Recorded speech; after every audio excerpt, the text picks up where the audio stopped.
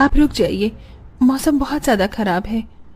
मुझे तो समझ नहीं आ रहा, ये दिन पर दिन मौसम खराब होता जा रहा है। अगर ऐसे ही चलता रहा तो मजदूरी नहीं कर पाऊंगा और घर में खाने को एक दाना तक नहीं आ पाएगा।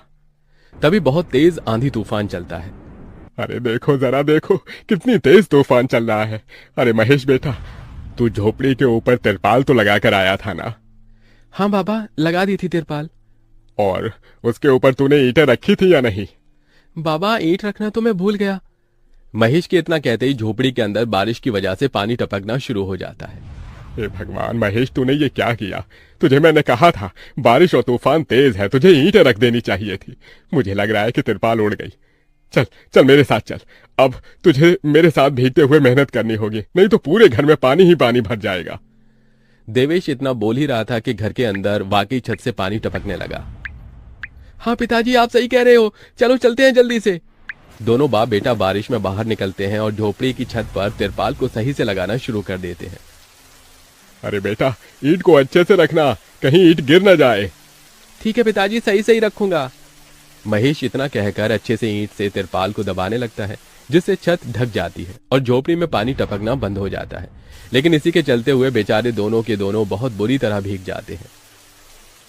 अरे चलो बेटा, बहुत ठंड हो रही है, बाहर घर में चलते हैं। चलो, बरसात में मौसम बिल्कुल ठंडा हो गया है।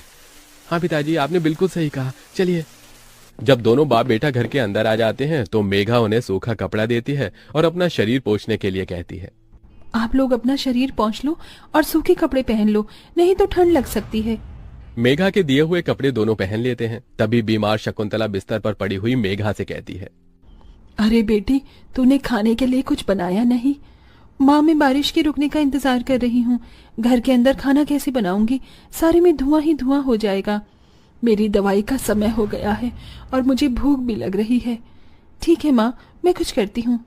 मेघा अपने सिर पर एक सफेद कट्टा रखकर बारिश से बचते हुए बाहर से कुछ ईंटें लाकर घर के अंदर ही छोटा सा चूल्हा बना लेती है और उसी पर खाना बनाना शुरू करती है। अरे बेटी, पूरे घर में धुआं ही धुआं हो गया है। पिताजी, खाना बनाना भी तो बहुत जरूरी था।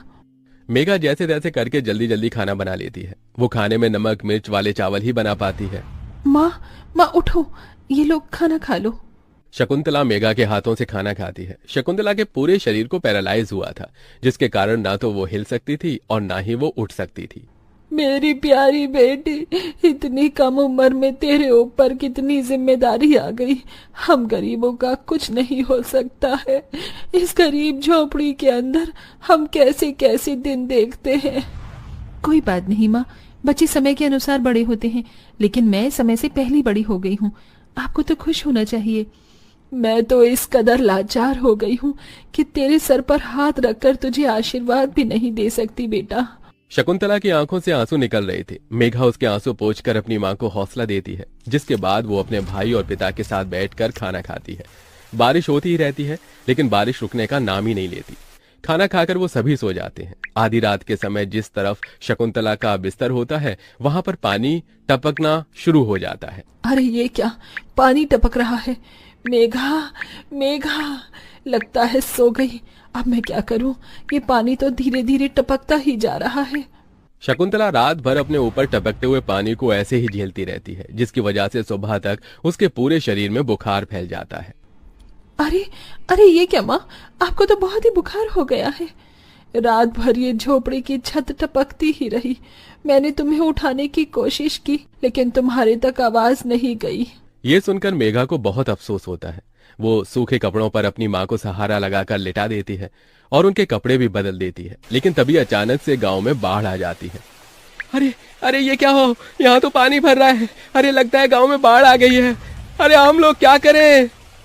अरे बेटा महेश,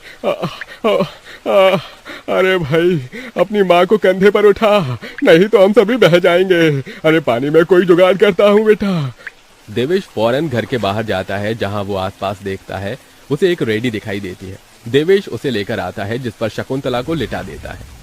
अरे चारों तरफ पानी पानी हो रहा है, हमें अब यहाँ से जाना होगा, नहीं तो पानी में हम डूब जाएंगे। तभी अचानक से उनकी झोपड़ी पानी में डूबकर बह जाती